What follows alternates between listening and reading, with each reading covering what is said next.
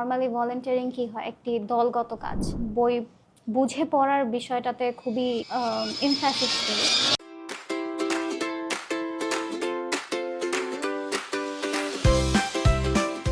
Hello everyone, সবাইকে স্বাগত জানাচ্ছি Grow Your Reader Foundation presents The Curious Mind পডকাস্টের আজকের পর্বে। আপনাদের সাথে পুরো পর্বে হোস্ট হিসেবে আমি আছি নুসরাত জাহান প্রিয়া। আজকে আমাদের সাথে যারা নতুন জয়েন করেছেন তাদের জন্য একটু বলে রাখি যে আমাদের চারপাশে চেনা দুনিয়ার চেনা নিয়মের বাইরে যারা একটু ডিফারেন্টলি চিন্তা করেন, যারা যে কোনো কিছুর পেছনে কেন এবং কীভাবে উত্তর খুঁজে বেড়ান, তাদের গল্পগুলোই, তাদের সেই কৌতূহলী গল্পগুলোই সামনে আনাই আমাদের পডকাস্টের মূল উদ্দেশ্য। আমাদের গ্রো ইউর রিডার ফাউন্ডেশন 2016 সাল থেকে কাজ করে যাচ্ছে শিশুদের শেখার নিরাপদ পরিবেশ নিশ্চিতকরণের জন্য। আমাদের রয়েছে স্কুল, রয়েছে বিভিন্ন ধরনের লাইব্রেরি এবং রয়েছে শিক্ষক, অভিভাবক এবং শিক্ষকতায় আগ্রহীদের জন্য বিভিন্ন ধরনের ট্রেনিং। আর এই যাত্রায় আমাদের সাথে আছে প্রায় 300 তরুণ ভলান্টিয়ার, যাদেরকে আমরা GYRF অ্যাম্বাসাডর এবং নেক্সট ফাইটার বলে থাকি। আজকে আমাদের সাথে আছেন তেমনই একজন অ্যাম্বাসাডর, যিনি ঢাকা ভার্সিটিতে ইকোনমিক্সের সেকেন্ড ইয়ারে পড়াশোনা করছেন। পড়াশোনার বাইরে তিনি নিজের কমফোর্ট জোন ভেঙে কাজ করছেন সুবিধাবঞ্চিত শিশুদের স্বপ্ন পূরণের উদ্দেশ্যে। স্বাগত জানাচ্ছি সুমাইয়া জান্নাত আপুকে। আপু কেমন আছেন? ধন্যবাদ আপু, আমাকে আজকে দ্য কিউরিয়াস মাইন্ডের এরকম একটা গুরুত্বপূর্ণ একটি ইভেন্ট ডাকার জন্য। আপনাকেও ধন্যবাদ যে আপনি এত সময় বের করে আমাদের পডকাস্টে অংশগ্রহণ করছেন। আচ্ছা আপু, আপনি তো ইকোনমিক্সে পড়াশোনা করছেন, রাইট? পড়াশোনার অনেক প্রেশার থাকে আপনাদের সাবজেক্টে। তো এত প্রেশারের মাঝখানেও গ্রো ইউর রিডার ফাউন্ডেশনের সাথে কাজ করার আইডিয়াটা আপনার মাথায় কোথা থেকে এলো, বা আপনি গ্রো ইউর রিডার ফাউন্ডেশন সম্পর্কে কিভাবে জানলেন? আমি প্রথমে লিঙ্কডইন স্ক্রোল করতে করতে একদিন গ্রো ইউর রিডার ফাউন্ডেশনের পোস্টটা আমার চোখে পড়ে, যে ক্যাম্পাস অ্যাম্বাসেডর। তো ছোটোবেলা থেকে আমার বই পড়ার খুবই আগ্রহ, অ্যান্ড আমি বই বুঝে পড়ার বিষয়টাতে খুবই এমফ্যাসিস করি। তো যখন আমি দেখলাম যে গ্রো ইউর রিডার ফাউন্ডেশন এরকম কৌতূহলী মাইন্ডদেরকে তাদের বুঝে বুঝে পড়ার সুযোগটা করে দিচ্ছে, তখন আমি আরেকটু ঘাটাঘাটি করি আপনাদের ওয়েবসাইট। তো ঘাটাঘাটি করার পর আমি জানতে পারি যে বুক গ্যারাজ, তারপরে রিডিং সার্কেল, তো এগুলো আমার ইন্টারেস্টের সাথে একটু বেশি যায়। তখন আমি চিন্তা করি যে আমি অ্যাপ্লাই করে দেখি, যেহেতু এখানে ভলেন্টিয়ারিংয়ের একটা সুযোগ রয়েছে, তাই আর কি গ্রো ইউর রিডার ফাউন্ডেশনের সাথে যাত্রাটা। ওকে, আপনার কথা থেকে মনে হচ্ছে যে আপনি এখন থেকে লিঙ্কডইনে অনেক অ্যাক্টিভ। আই উইশ আমার সময় আমি অনেক অ্যাক্টিভ থাকতাম, আপনি যেখানে আছেন এখন সেখানে। ওকে আপু, আপনি এর আগেও তো ভলান্টিয়ারিং অনেক কাজ করেছেন। তো আপনি বলছিলেন যে আপনার এবারের গ্রো ইউর রিডার ফাউন্ডেশনের সাথে ভলান্টিয়ারিং এক্সপিরিয়েন্স একটু ডিফারেন্ট ছিল। আপনি বলছিলেন যে আপনি আপনার ইফতার মাহফিলকে ক্যাম্পেইনের একটা পার্ট বানিয়ে ফেলেছেন। এই গল্পটা যদি একটু আমাদের সাথে শেয়ার করতেন। আমি অ্যাকচুয়ালি আগে ভলেন্টিয়ারিং করেছি, কিন্তু নর্মালি ভলেন্টিয়ারিং কি হয়, একটি দলগত কাজ। কিন্তু আমাদের যেহেতু এবারের ফান্ড রেজিং ক্যাম্পেইনটা ছিল ইন্ডিভিজুয়ালি সবার কাজটা করা, তখন আমি চিন্তা করলাম যে আমার সামনে যেহেতু ডিপার্টমেন্টের একটা ইফতার মাহফিল আছে, তো আমি ওখান থেকেই কেন না স্টার্ট করি, কারণ ওখানে আমার ডিফারেন্ট ফ্যাকাল্টিস থাকবে, অ্যালুমনাইস থাকবে। তো আমার মেইন উদ্দেশ্যটা ছিল বেশি মানুষকে রিচ আউট করা, যাতে বেশি মানুষ এই উদ্যোগটার ব্যাপারে জানতে পারে এবং তারাও যাতে তাদের কন্ট্রিবিউশনটা করতে পারে।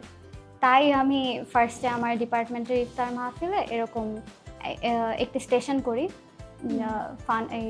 ফান্ড রেজিংয়ের। তো ওখানে আমি দেখলাম যে অনেকেই জিনিসটার ব্যাপারে আরও বেশি কৌতূহলী হলো, যে রিডিং ফাউন্ডেশন আছে, এটা তো এটার কাজটা কি। তখন আর কি মানুষজনকে রিচ আউট করে তাদেরকে বুঝালাম যে ফাউন্ডেশনের কাজ কি, আমাদের উদ্যোগগুলো কি, বা এই যে ফান্ডটা যাবে সেটা কাদের কাজে ব্যবহার হবে, কি কি কাজে ব্যবহার হবে। তো এটার কারণে অনেক বেশি সাড়া পেয়েছি। ইফতার মাহফিলকেই আপনি আসলে ফান্ড কালেক্ট করার একটা ওয়ে বানিয়ে ফেলেছেন। খুবই সুন্দর, জিনিয়াস একটা মুভ ছিল আপনার। তো এই জন্যই আমার মনে হয় যে আপনি আমাদের টপ ফান্ড রেজার হতে পেরেছেন, যে আপনি একটা ইউনিক একটা কাজ করেছেন। ইফতার মাহফিল থেকেই হচ্ছে আমি ফান্ড কালেক্ট করা শুরু করলাম। মানে আমি আশা করব যে আমাদের যারা সামনে ভলান্টিয়ার হিসেবে আসবে ওরাও আপনার থেকে অনেক কিছু শিখবে যে কীভাবে আসলে ডিফারেন্ট ওয়েতে আমরা ফান্ড রেজ করতে পারি। এখন হচ্ছে আমরা ছোট্ট একটা খেলা খেলবো, খুবই এক্সাইটিং একটা গেম। সেটা হচ্ছে আমাদের গেমটার নাম হচ্ছে দ্য ফ্লিপ সাইড বা শব্দের উল্টো পিঠ। তো এখানে আমরা যেটা করব খুবই সিম্পল, আমি আপনাকে 3টা শব্দ বলবো। হ্যাঁ, আপনি হচ্ছে 5 সেকেন্ড সময় পাবেন। 5 সেকেন্ডের মধ্যে আপনাকে শব্দগুলোর একটা মানবিক বা সামাজিক যে কোনো একটা ব্যাখ্যা আপনাকে করতে হবে আর কি। ঠিক আছে, আমরা কি রেডি? ওকে, আপনার দেখে মনে হচ্ছে আপনি রেডি। ওকে, আপনার জন্য প্রথম শব্দ লিঙ্কডইন।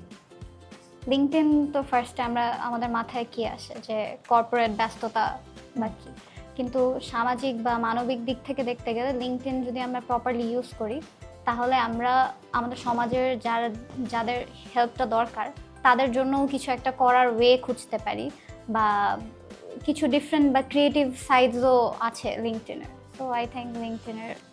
ওকে, লিঙ্কডইন মানে হচ্ছে চাকরি খোঁজা ছাড়াও হচ্ছে ভালো কাজ করার কোনো একটা মাধ্যম। ওকে, সেকেন্ড যে ওয়ার্ডটা সেটা হচ্ছে কমফোর্ট জোন। কমফোর্ট জোন বলতে আমরা একটা দেয়াল বুঝাই।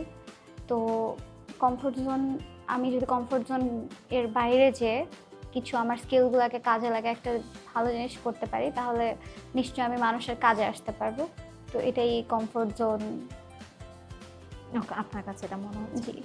ওকে, আমাদের থার্ড যে ওয়ার্ডটা সেটা হচ্ছে ইকোনমি, আপনার সাবজেক্টের সাথে রিলেটেড। ইকোনমি, আমরা নর্মালি ইকোনমি চিন্তা করলে কথাটা আসে হলো টাকা অথবা জিডিপির চিন্তা। কিন্তু আমি যদি আমার যতটুকু সামর্থ্য আছে সেটা দিয়ে যদি কাউকে হেল্প করে তার ভবিষ্যৎটা বিল্ড করার জন্য উদ্যোগ নিতে পারি তাহলে ওইটাই আমার ইকোনমির একটা বড় পার্ট হিসাবে হতে পারে ফিউচারে। ইকোনমিটাকে আমাকে আরও এনহ্যান্স করতে সাহায্য করবে। ওকে আপু, আপনি খুবই চমৎকার কিছু আনসার দিয়েছেন আমাদেরকে।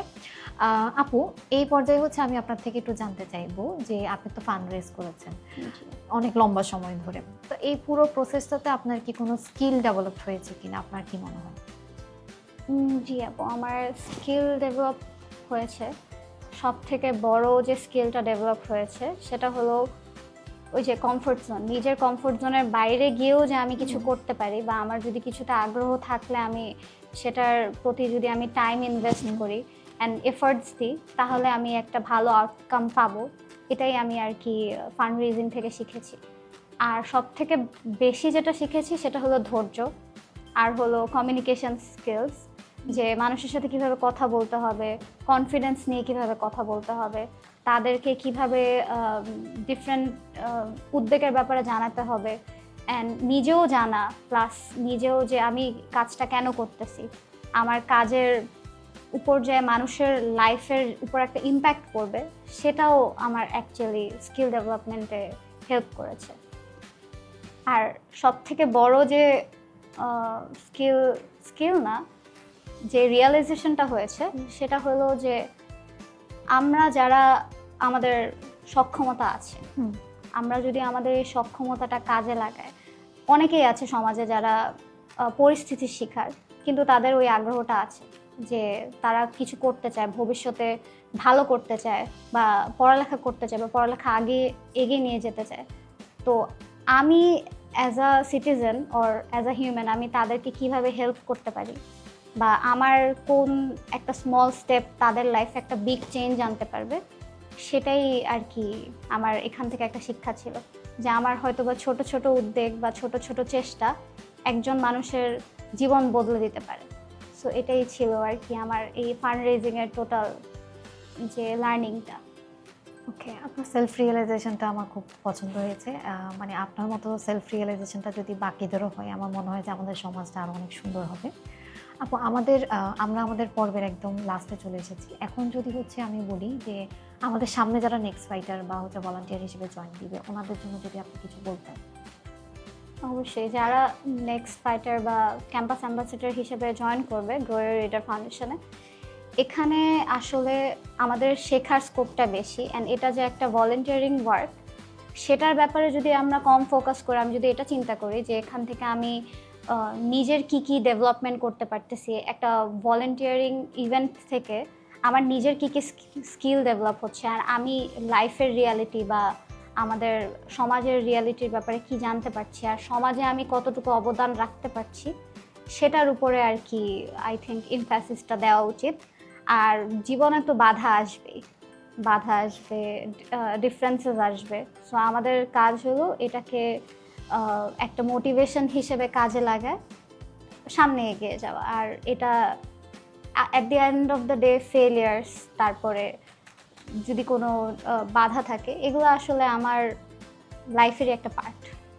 সো এটাই আমার নেক্সট ফাইটার্স বা যারা ফাউন্ডেশনে ভলেন্টিয়ার হিসেবে যোগদান করবে তাদের জন্য এটা আমার বাণী। থ্যাংক ইউ সো মাচ আপু, এত সুন্দর সুন্দর ইন্সপিরেশনাল কিছু কথা আমাদের সাথে শেয়ার করার জন্য। আর আপনাকে অনেক অনেক থ্যাংক ইউ যে আপনি আমাদের স্টুডিওতে এসে আমাদেরকে সময় দিয়েছেন। ডিয়ার অডিয়েন্স, এই ছিলেন আমাদের আজকের পর্বের কিউরিয়াস মাইন্ড সুমাইয়া জান্নাত। লিঙ্কডইনের একটা ছোট্ট সার্চ থেকে শুরু করে নিজের কমফোর্ট জোন ভেঙে সামনে এগিয়ে যাওয়ার যে জার্নি, এই জার্নি আমাদেরকে শেখায় যে আন্তরিকতা থাকলে কোনো চ্যালেঞ্জই আসলে বড় চ্যালেঞ্জ নয়, যে কোনো চ্যালেঞ্জকে আমরা আসলে মোকাবেলা করতে পারি। আসুন আমরা আমাদের ভিতরের যে অলস জড়তাগুলো আছে সেগুলো কাটিয়ে উঠি এবং আমাদের কমফোর্ট জোনের দেয়াল ভেঙে সুবিধাবঞ্চিত শিশুদের পাশে দাঁড়াই আমাদের কৌতূহলী মন নিয়ে। আপনারা যদি আমাদের গ্রো রিডার ফাউন্ডেশনের ভলান্টিয়ারিং অ্যাক্টিভিটিসগুলো সম্পর্কে বা অপরচুনিটি সম্পর্কে জানতে চান, তাহলে ভিজিট করতে হবে আমাদের অফিসিয়াল ওয়েবসাইটে। আজকের মতো এখানেই বিদায় নিচ্ছি। আগামী পর্বে আবার দেখা হবে নতুন কোনো মুখের সাথে, নতুন কোনো গল্প নিয়ে। সেই পর্যন্ত ভালো থাকুন, সুস্থ থাকুন এবং কৌতূহলী থাকুন। টাটা।